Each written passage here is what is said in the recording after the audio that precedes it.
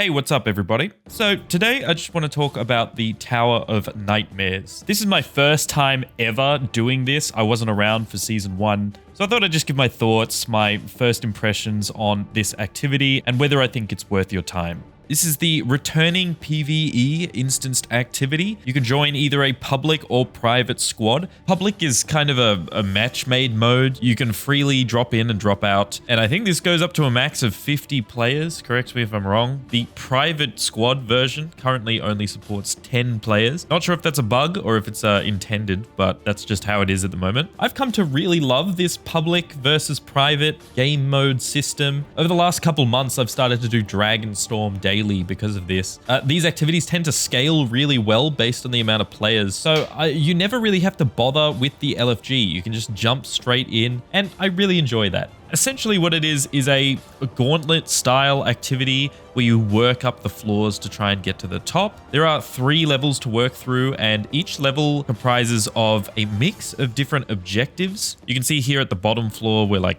bombing this tower, but you can also use some cannons on the side. But for the most part, the objectives are going to be clearing all the mobs on that floor or killing a specific boss. Now, this was my first run through of the Tower of Nightmares. I had no idea what this was going into it.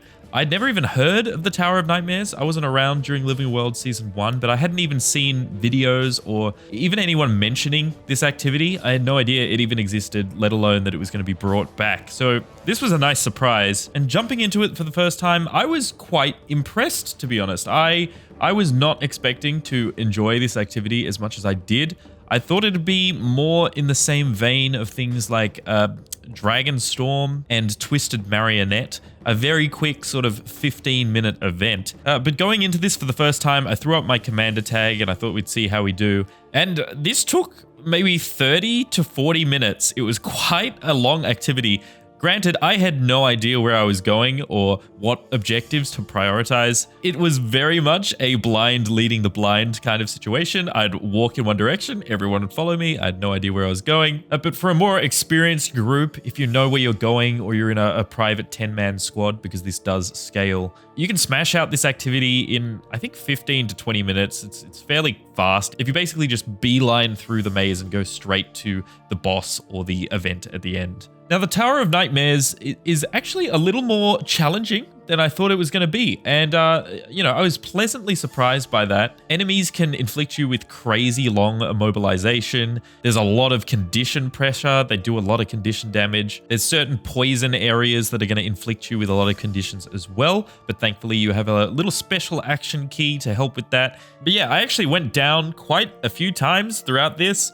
I will preface again by saying that I am a very average player, and maybe I was getting a little too cocky because I thought this activity would be a lot easier than it was, and oftentimes I was getting into close range when I shouldn't be. But overall, I was pretty happy with the difficulty. Something that surprised me the most about the mobs in this entire episode in general, actually, was that a lot of these enemies need to be executed once they're down. Similar to PvP players, once they're down, you have to go run over and perform an execute to fully kill them. And this is something we don't see that often in Guild Wars 2 PvE content, so it was really refreshing to see that here, and I'd actually like this implemented in more areas of the game. I think it introduces a super unique, interesting dynamic where even once you've killed a specific mob, you'll need to make sure a lot of the surrounding mobs are cleared, or that you've stacked up enough stability on yourself to not get knocked around while you're trying to finish them. Or alternatively, like in PvP, you can cleave them down with your attacks. But I thought this was really interesting. I always feel like Guild Wars 2 is at its best when the enemies you're fighting behave in a similar way that players would, and the Tower of Nightmares had a lot of that. So I was quite impressed by that. I really thought that Living World Season 1 enemies wouldn't hold up that well because this was, content that was made 9 years ago, but I was definitely really impressed. In fact, some of these enemies posed more of a challenge to me than even enemies in the recent End of Dragons expansion. They've also updated some of these enemies with newer mechanics like break bars. So you'll need to get a bit of CC in there to be able to stun them. But yeah, overall, the combat package was very impressive. I gotta say, this whole activity is really packed with enemies as well. The density here is crazy. You don't really have a situation where you're finding it difficult to tag anything. Even with 50 players running around, there's more than enough mobs here. They've got high enough health pools that you can get some hits off. And it really worked to sell that theme of being within enemy territory, that we're not welcome here. I just loved it. It really felt like it was my army up against Scarlet's, and yeah, I really enjoyed it. Guild Wars 2 always shines when you have these huge battles on a massive scale. But I also appreciate that you've got these moments where often your group has to split up a little bit so that it doesn't really feel too crowded into one area. It doesn't always feel like this really absurd Zerg rush. So at the end of each floor, you'll also fight a boss like the one that you're seeing here. This is actually randomized, I believe. It's not always the same boss on every floor. They tend to take on the form of significant characters in the Guild Wars 2 story, and they all have unique move sets as well. There's no real crazy mechanics going on here. It's a very traditional sort of champion boss fight, but a lot of people did go down, myself included. Sometimes they throw out attacks that you weren't expecting. Again, nothing crazy, but they were a nice footnote to each of the floors, and I did enjoy them for the most part. Now, thematically, I love the Tower of Nightmares. It looks very different to anything else in Guild Wars. I'd say the only thing that comes kind of similar is like the Halloween event and also the Nightmare Fractal, which I believe is based on this whole story arc. But it is just very cool working through this creepy fungal maze. You're huffing in this poisonous gas while trying to work your way forward. You've got Scarlet, who's the enemy of this season, taunting you and whispering in your ear the whole time. And she's voiced by Tara Strong, who voices Harley Quinn in the Batman Arkham series. It's just overall a really cool vibe. So it was definitely a very refreshing activity, especially after the rest of Season 1 has sort of taken place in very familiar maps and environments that we know. This really did feel like we were trapped and just being toyed with as we were working our way up the tower, which of course is exactly what Scarlet is doing, but I think it's pretty cool that ArenaNet managed to really sell that tone. I specifically really loved this area that kind of looked like you were moving through these war trenches, and you've got these spores floating in the air amongst this purple, pinky sort of haze. Just a very cool area. I really loved this. So let's talk about rewards. Once you get to the top of the tower, you can open up this tri-key chest. To open it up, you need this tri-color key thing. I believe you get one for your first completion of the tower, but you can also buy these separate color keys at the bottom of the tower and combine them into that key. Opening up that chest gives you nothing. Really very standard Guild Wars 2 loot. You might get some unidentified gear, a couple of the pristine toxic spores. It says here on the wiki that you have a chance of getting Tomes of Knowledge, which would be nice, and also a chance at a mask skin, a back piece skin, a mini, and that sort of thing. But it also lists that there's a chance of getting 200 to 250 pristine toxic spore samples. Now, these are definitely going to go down in price now that this activity is out.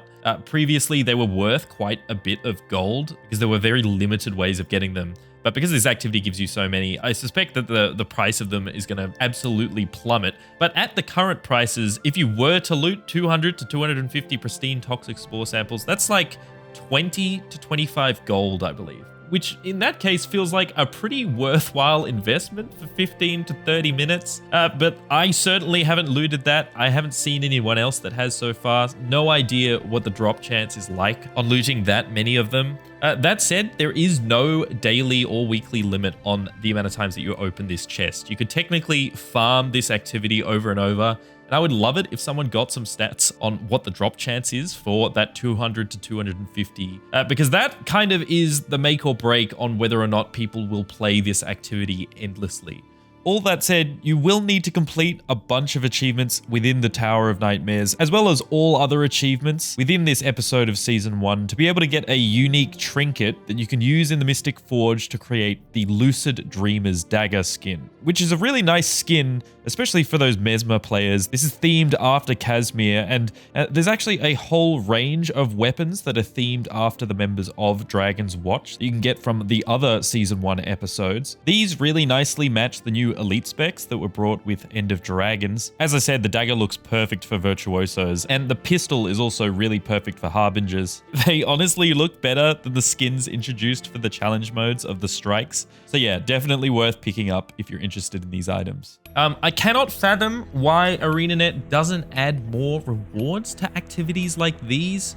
Both this and the Twisted Marionette are very cool activities. They were returning activities from Season 1, and I was really hoping that I'd be able to use them as a way to mix up my daily or weekly gameplay loop. That there would be some worthwhile rewards in there to go after, or at least enough random loot to sell that it would be worth the time investment. And unfortunately, at the moment, I can't see it. I feel like it'd just be really easy, low-hanging fruit for ArenaNet to just ease the nozzle a little bit. Give us a little more rewards to incentivize us running this activity. Because again, I really enjoy it. I love the combat in the Tower of Nightmares, and I think there is a lot of room for an activity like this to be added onto over time and given some more replayability. I love this horde mode tower climb style of thing, and we don't have a lot of them in the game. So it is kind of unfortunate that this activity isn't as rewarding as it could be. Maybe they'll add some more rewards down the line, like how a lot of people weren't doing Dragonstorm until the Memories of Aurene came in. But who knows? For now,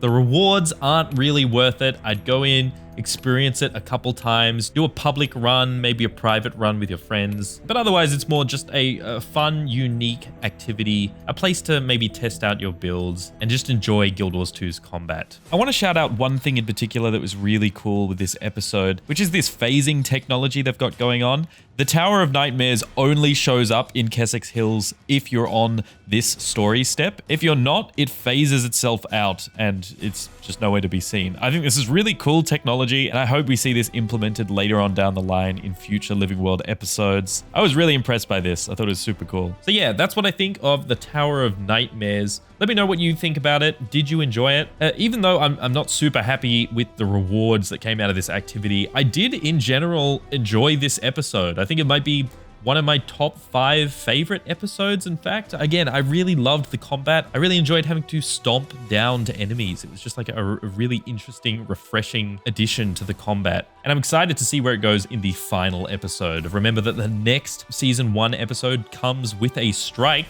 which is very exciting. It'll also come with a challenge mode for that strike. So yeah, new content, very exciting. I mean, all of Season 1 is basically new to me. I wasn't around when it came out, so this is me experiencing it for the first time. So yeah, I hope you enjoyed my thoughts on the Tower of Nightmares. Before we leave, we also hit 10,000 subscribers on the channel, which is a very cool milestone. I never thought that the channel would get to these numbers this fast. So I really appreciate the support, and I'm looking to do some sort of celebration live stream within the coming weeks. I'll let you know when I've got some sort of plan for that. If you're new, be sure to subscribe for more Guild Wars 2 content. And as always, I'll catch you later.